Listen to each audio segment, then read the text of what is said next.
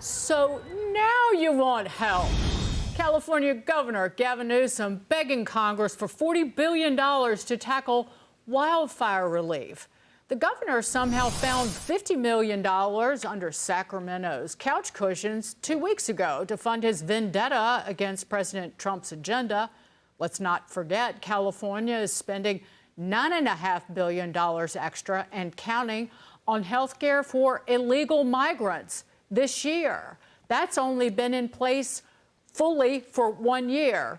Get your priorities straight, James. Yeah. And I predicted this and said they should not get 1 red cent out of the federal government, because a lot of this will be funneled, because money is fungible, into helping with the insurance crisis, which was born and bred in that state starting in the 80s. Yeah. It is nobody's fault but their own. And I guarantee you that's where a lot of that money will go. And just to remind people, this effort to Trump-proof California, Governor Gavin Newsom asking the legislature for money, scheduling this special session, that was scheduled before President Trump took office. So it was a political exercise saying, I want a bunch of money for grievances to be named later. We're sure he'll do something to anger us, so let's appropriate the money.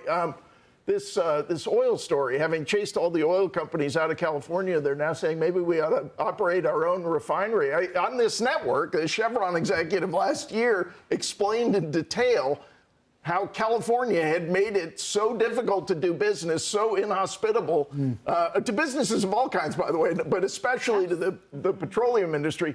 Obviously, all California needs to do, if they're concerned about the cost, is clear the regulatory path. You'd have a partner in the Trump administration. We could get the first major oil refinery built in America since the 1970s in California. But I'm guessing that's not the option they're going to choose. Well, I think that people who run California want to put fossil fuels out of business. The best way to do that is for that state to take over producing the fossil fuels, because they will surely fail in that process and put it out of business.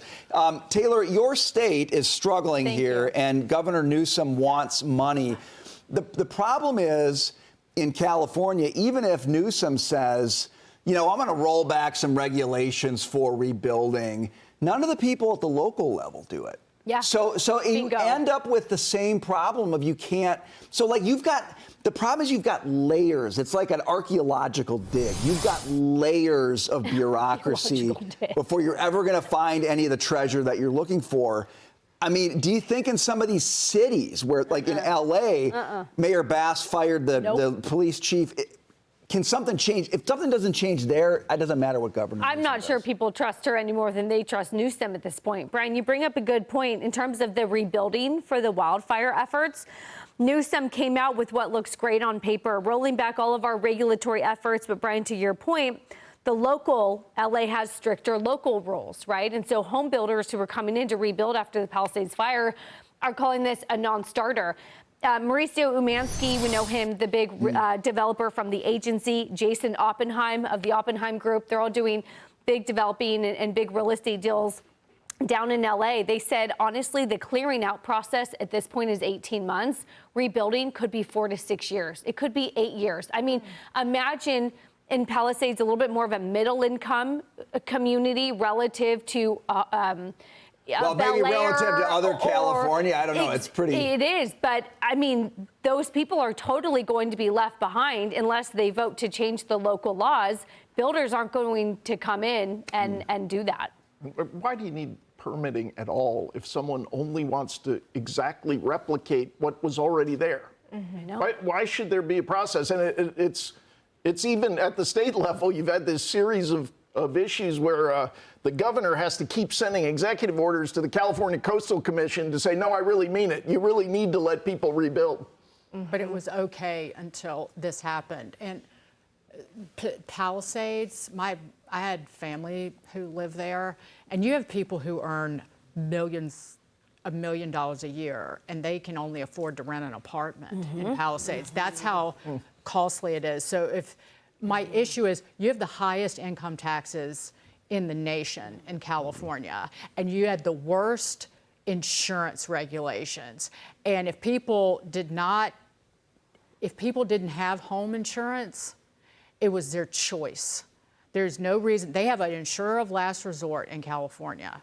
And if you couldn't get insurance, if your insurer left, you could get it from the state, period. And so the federal taxpayer should not be on the hook for paying for somebody to rebuild because they chose not to get home insurance. California always makes me think of gridlock because of the traffic, but it's also regulatory gridlock with this mess of like local regulations all the way on up. And it just makes me think about this one email that I got because I'm a correspondent here. I'm always getting pitched for stories, and it's from a group of winemakers in Northern California to illustrate the point. They're being out-regulated until their wineries they're on the brink of closure. So it's a serious issue going all the way from Southern California all the way up to Northern California. This helter-skelter landscape of regulations that are putting business and chasing the energy companies out of the state. Chasing the wine out, maybe. Now they're going to chase the wine out, too.